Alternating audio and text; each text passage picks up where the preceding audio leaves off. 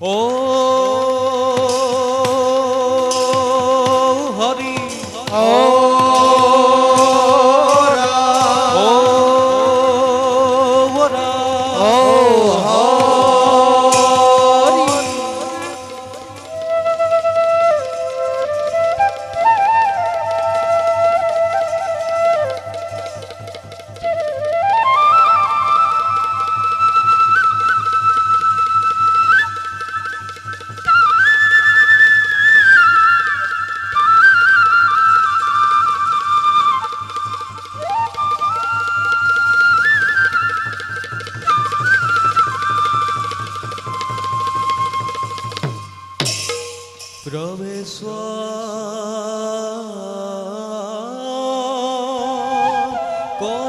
করুত বিষ্ণু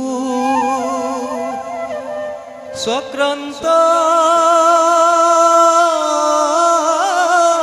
কাম কৌতিজিত জগত পালকু দেব দুষ্ট দানব দারক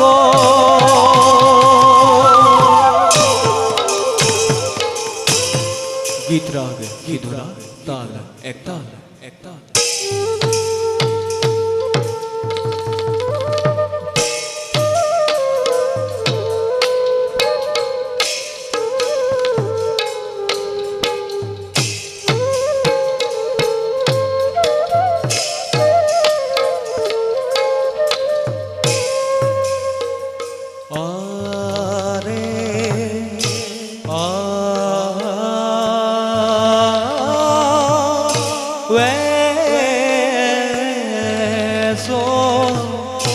গত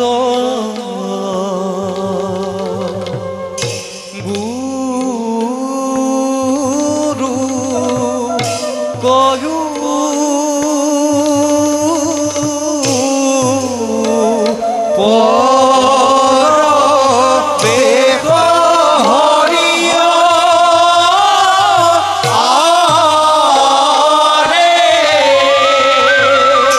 শঙ্খ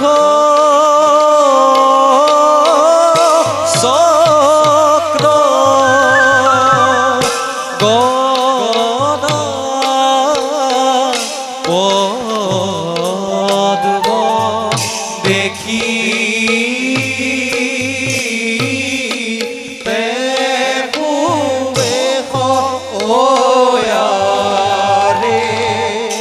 পিত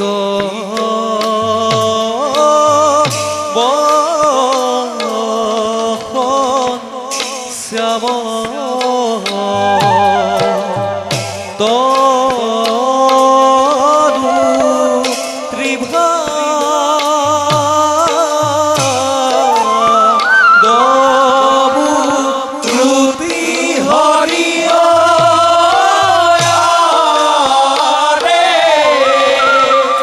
ব্রহ্মা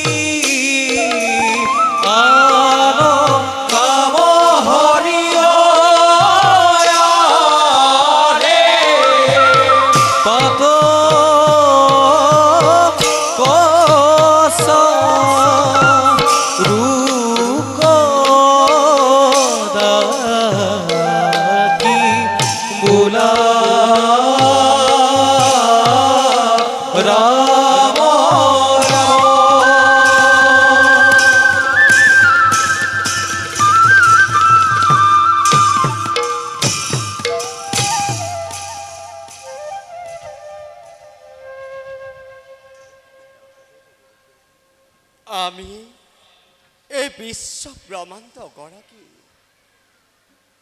আমি বিশ্ব ব্ৰহ্মাণ্ড কৰিছোঁ স্বজন লক্ষ্মীয়ে এই জগতৰ সকলো প্ৰাণীকে আহাৰ যোগান ধৰি জীৱ জগতক মৃত্যু মুখৰ পৰা উদ্ধাৰ কৰিছে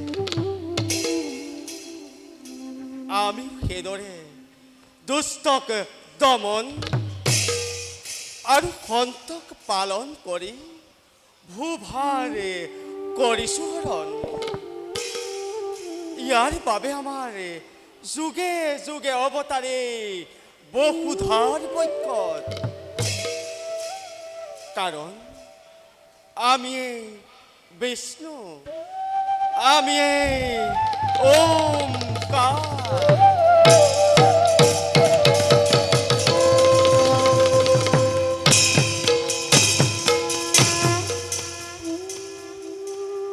সৃষ্টিৰ সীমান্তত থিয় হৈ মহাবধ কৰি অৱলম্বন আমাৰ সুবাহুৰ পৰা মহাদেৱ আৰু নাভি পদ্মৰ পৰা প্ৰজাপতি ব্ৰহ্মাদেৱৰ স্বজন চাওঁ সৃষ্টিৰ কল্যাণৰ হেতু প্ৰজাপতি ব্ৰহ্মা আৰু দেৱাদিদেৱ ৰুদ্ৰৰ সবে কৰোগৈ আলোচনা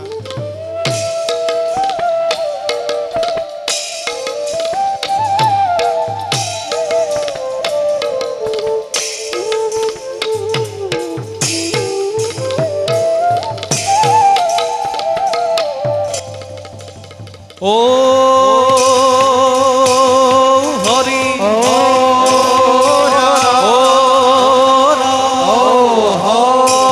হরি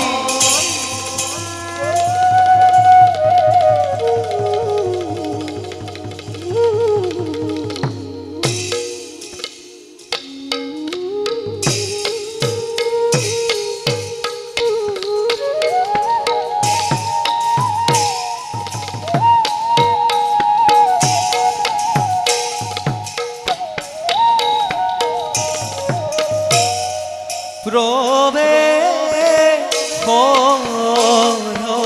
সভা মাঝে দেব সৃষ্টি কর চতুর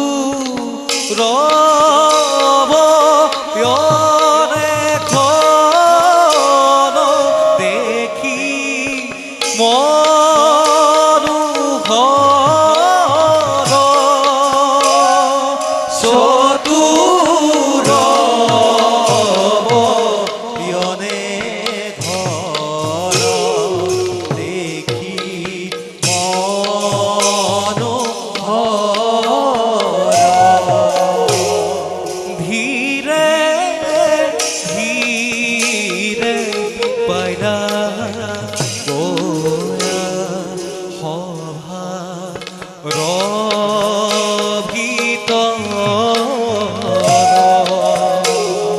রাম হরি রাম হরি গুলা নিরন্তর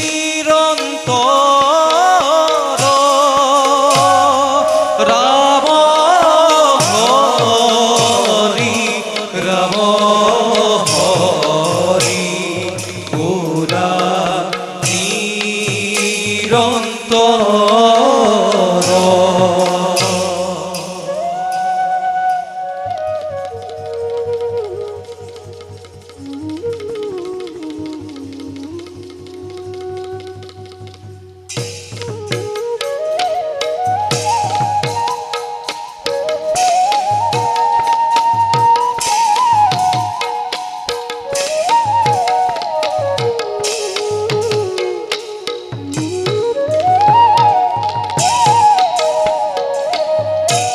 ও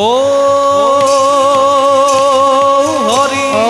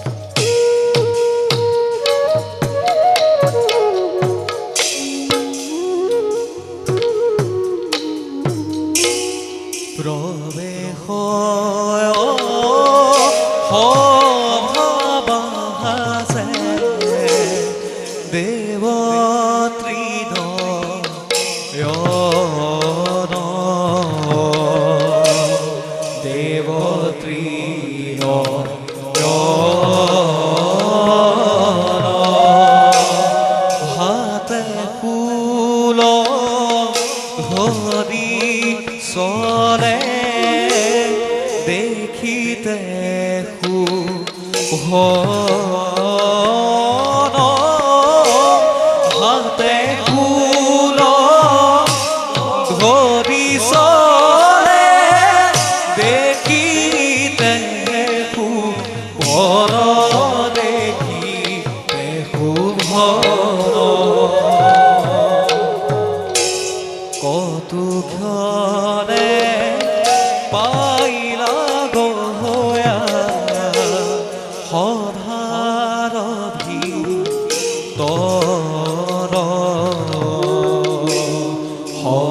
সধাৰধি তৰ ৰাম হৰি ৰাম হৰি বুলানীৰ তৰ ৰাম হৰি ৰাম হৰি বুলানীৰ তৰ বুলানীৰ তৰ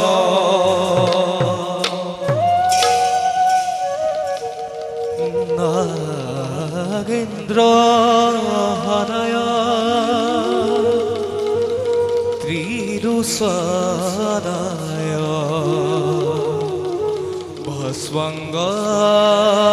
ভস্মঙ্গরাগায়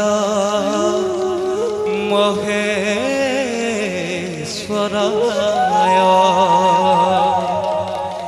নিত্যয় শুদ্ধায় দিগম্বরায়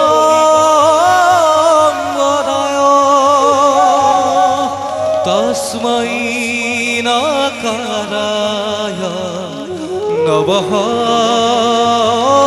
শিবায়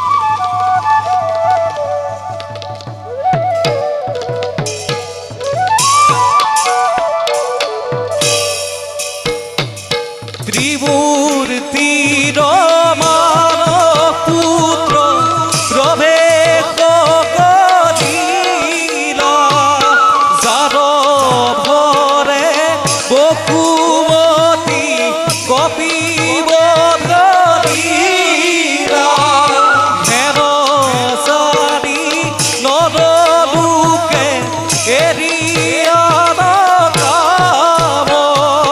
সমস্ত মাসে ডাকি বুলা রাম রাম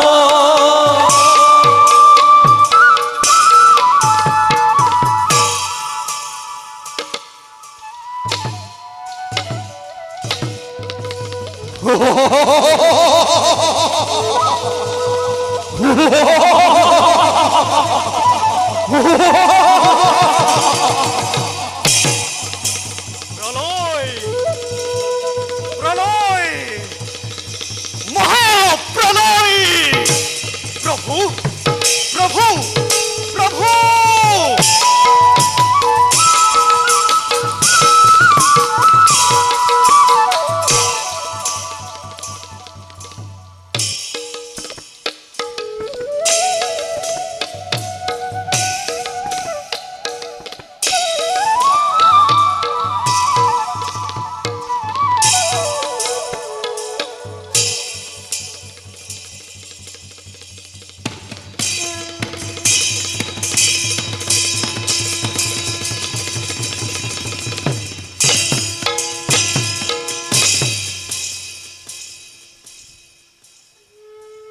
হে প্ৰজাপতি প্ৰভু আপুনি জীৱ-জগত সৃষ্টি কৰিছে আমি সেই জীৱ-জগত পালন কৰিছোঁ আৰু তই প্ৰভু অন্যায় অধৰ্ম হ'লে তাক সংহাৰ কৰি সৃষ্টি ৰক্ষা কৰিছে এইদৰে আমি তিনিও অবিৰাম গতি জীৱ জগতখন ৰক্ষা কৰি আহিছোঁ। কিন্তু হঠাৎ আমাৰ সৃষ্টিতে অজানিতে উলট পালট হ'ব ধৰিছে।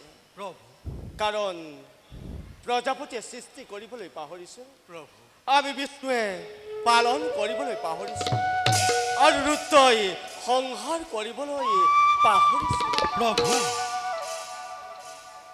যেনি দৃষ্টি নিক্ষেপ কৰিছোঁ তেনিয়েই আমাৰ সৃষ্টি পাপৰ দ্বাৰা নিমজ্জিত হৈ ধৰ্মক চুৰমাৰ কৰি অধৰ্মই এফালৰ পৰা গ্ৰাস কৰি আহিব ধৰিছে। প্ৰভু এইবিলাকৰ কিবা কাৰণ বিচাৰি পাইছানে বাৰু প্ৰজাপতি ব্ৰহ্মা আৰু দেৱাদিদেৱ ৰুদ্ৰ? প্ৰভু আমি এই যুগৰ শেষ কল্পত ভৰি দিছোঁ। যুগ পৰিৱৰ্তনৰ সময়ত পৃথিৱীত নানা ধৰণৰ অন্যায় অধৰ্ম অপায় অমংগলে দেখা দিয়ে, আৰু তাক বাধা দিবৰ কাৰো শক্তি নাই। তাৰেই অমংগলৰ সূচনা হৈছে নেকি? চাৰিওফালে দেখিছোঁ কেৱল অন্ধকাৰ। কাৰণ গ্ৰহে এফালৰ পৰা গ্ৰাস কৰি আহিব ধৰিছে। এটা কল্প শেষ হোৱাৰ লগে লগে আন এটা কল্প আৰম্ভ হয়। সেই কল্পত যদি ধৰ্মই স্থিতি ল'বলৈ সুবিধা পায়, তেনেহ'লে তাৰ ফলতি লাভ হৈ অনাদৰ অনাবৃষ্টি দূৰ হয়। যদি সেই কল্পত অধৰ্মই স্থিতি ল'বলৈ সুবিধা পায়, তেনেহ'লে তাৰ ফলতি ভয়ংকৰ হ'ব প্ৰভু। দুৰ্ভিক্ষ মহামাৰী কটাকটি মৰামৰি আদি মহাপ্ৰলয়ৰ সৃষ্টি হ'ব।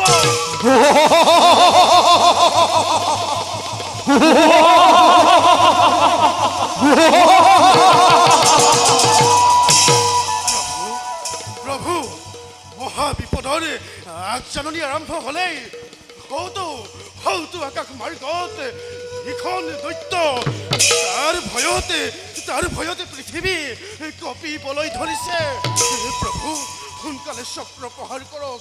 ভোলানাথে হাতৰ হুল আকাশ মাৰ্গলৈ কৰক নিক্ষেপ।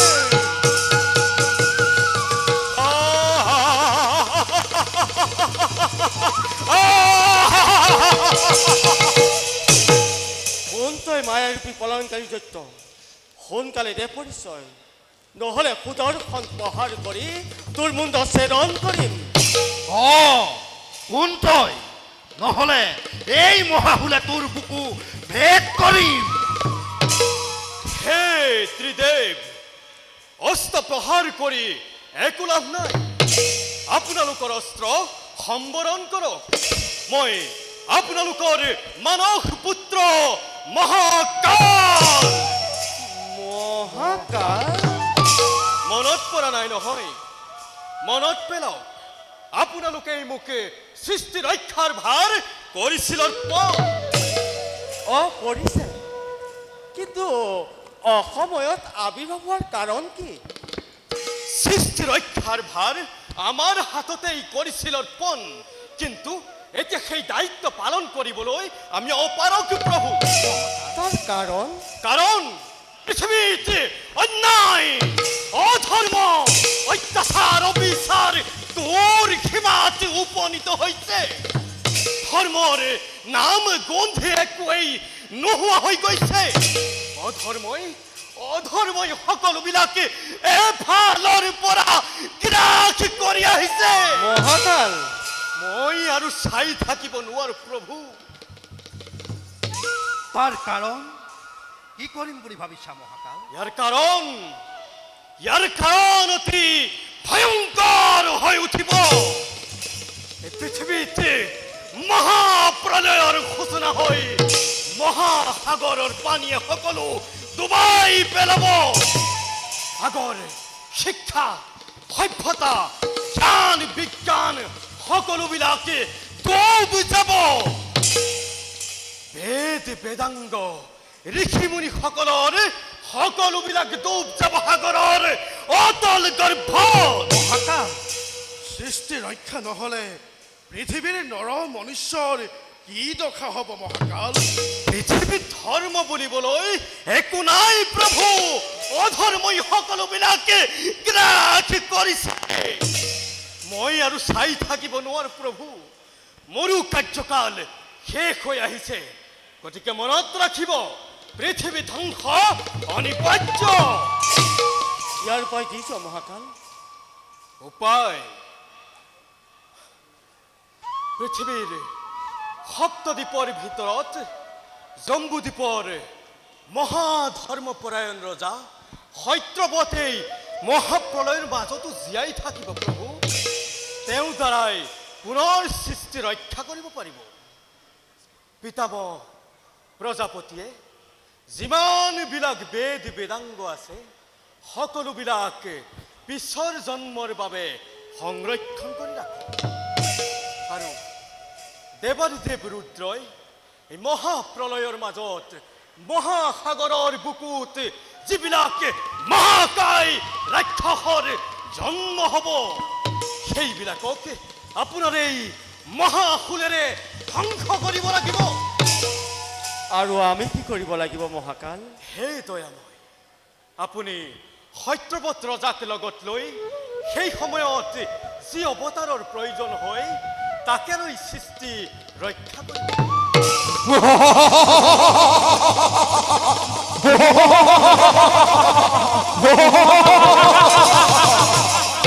পাহৰি নাযাব প্ৰভু, মহাপ্ৰলয়লৈ আৰু বেছি দিন নাই। মহাপ্ৰলয়লৈ আৰু বেছি দিন নাই। মহাপ্ৰলয়লৈ আৰু বেছি দিন নাই।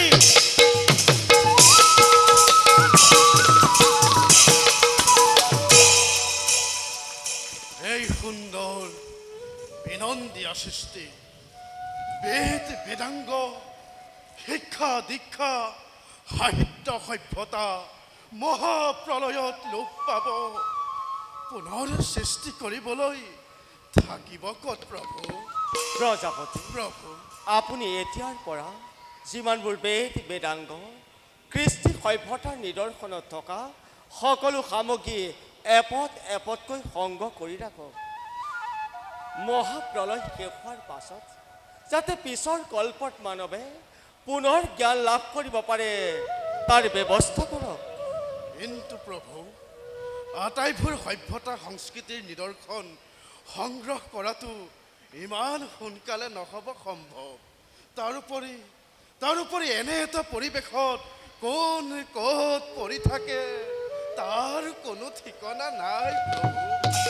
সকলোৱে যাতে কিছু আভাস ৰাখি যাব পৰা যায় তাৰ চেষ্টা কৰিব ৰুদ্ৰই।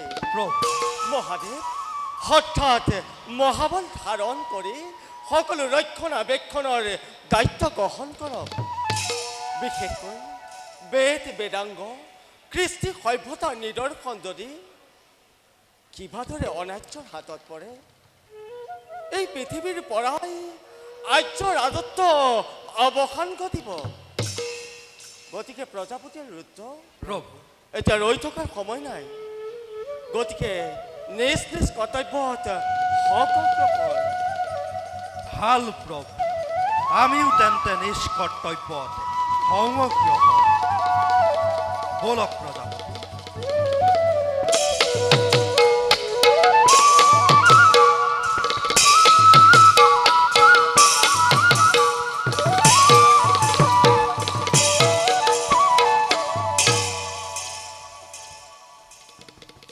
চাৰিওফালে কেৱল পানী পানী। এই মহাপ্ৰলয়ৰ মাজত আমাৰ কি অৱতাৰৰ প্ৰয়োজন হ'ব তাক আমি নিজেও ভাবি পোৱা নাই। ও হরি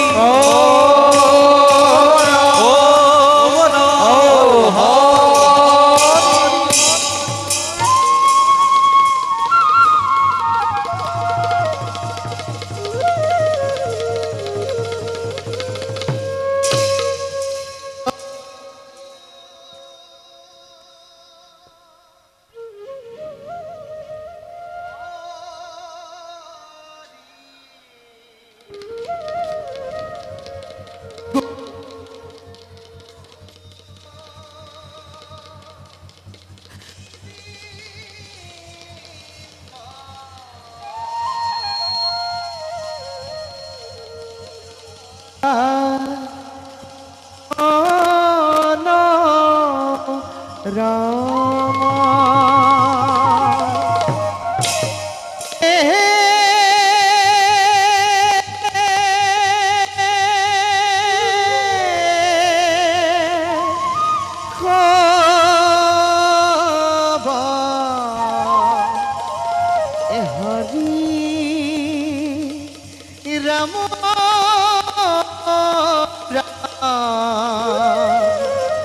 কে খবর হরি নারায়ণ নারায়ণ।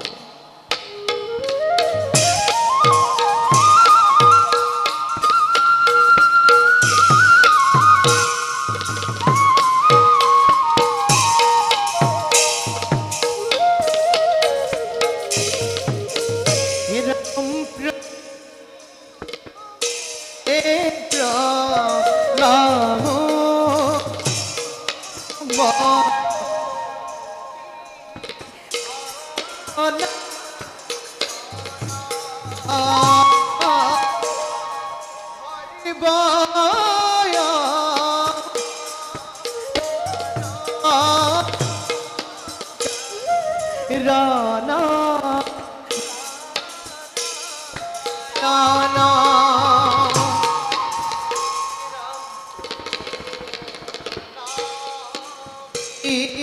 কমল ব্রহ্মা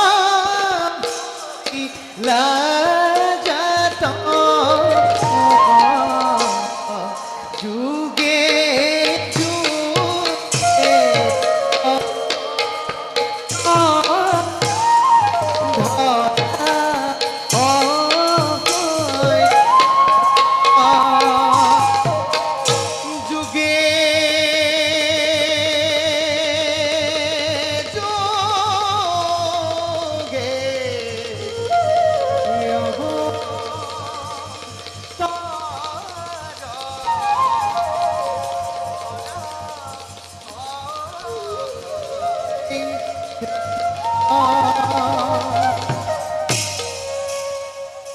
নারায়ণ নারায়ণ নারায়ণ।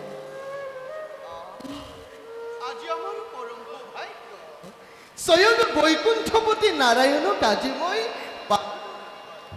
হে বিশ্ব ব্ৰহ্মাণ্ডৰ গৰাকী হে প্ৰভু কমললোচন এই নিখিল নাৰদৰ হত সহস্ৰ কোটি প্ৰণিপাত কৰিবা গ্ৰহণ।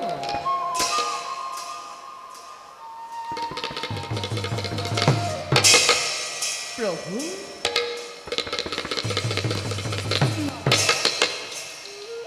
প্রভু অকলে অকলে একেবারে গভীর চিন্তাত দেখুন মগ্ন আমি যেন তার কিবা সম্ভেতে পাম প্রভু। দেৱৰ এক ভয়ংকৰ বিপদৰ সন্মুখীন হ'ল ব্ৰহ্মা বিষ্ণু ৰুদ্ৰ একেবাৰে উপায়হীন হৈ পৰিলে।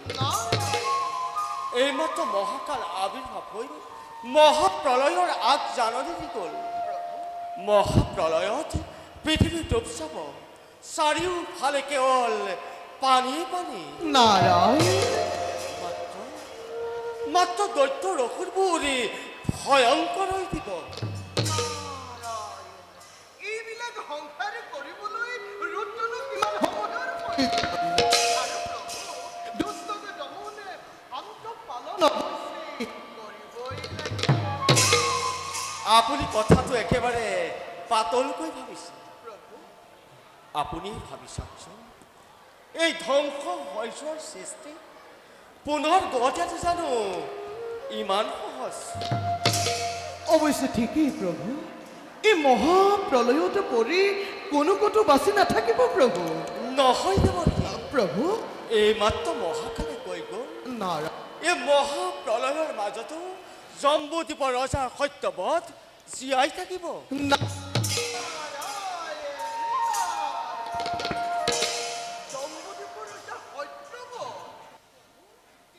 মহাধাৰ্মিক ৰজা তেওঁৰ দ্বাৰাই এই বিনন্দীয়া সৃষ্টি ৰক্ষা কৰিব পাৰিব। কিন্তু কেনেকৈ দেৱৰ্ষী? মহাপ্ৰলয় আৰম্ভ হোৱাৰ আগতে প্ৰয়োজনীয় সকলোবোৰ বস্তু ৰাখিবলৈ সত্যৱতক কওক, জীৱ-জন্তুবিলাক যাতে ধ্বংস নহয় ব্যৱস্থা কৰিলেই এই বিনন্দীয়া সৃষ্টি ৰক্ষা কৰিব পাৰিব। আমিও তাৰে পৰিকল্পনা কৰি আছো প্ৰভু বাৰু দেৱৰ্ষী। প্ৰভু এনেদৰে মাজে সময়ে বিপদে সম্পদে বুদ্ধি ভৰসা দিবলৈ নাপাওঁ। নাৰায়ণ এতিয়া যাওক, এই বাৰ্তা নৰ সমাজত কৈ প্ৰভুৰ লীলাত সদায় সমভাগী হৈ যাবই কিন্নাৰ। বাৰু প্ৰভু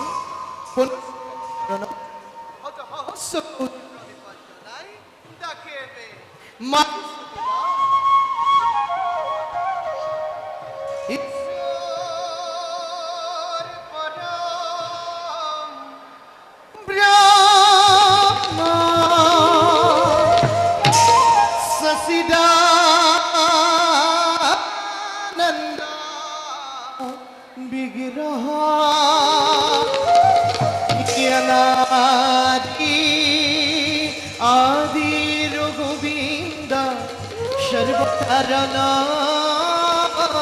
কাৰণ সৰ্বকাৰণ সৰ্ব কাৰণ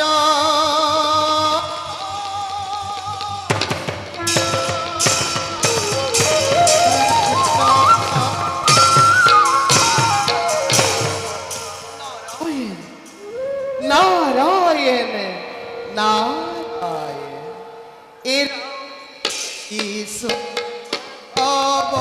মুৰে ভব ভকতি অমিয়াদি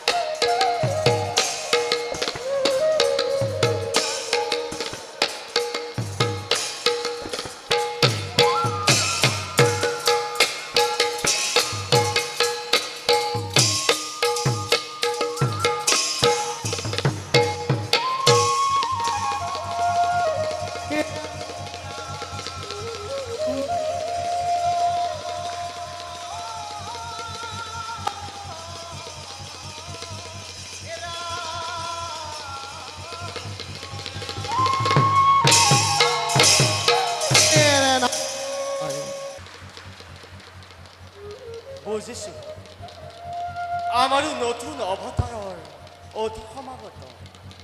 যাওঁ, নিজ কৰ্তব্যত সমগ্ৰ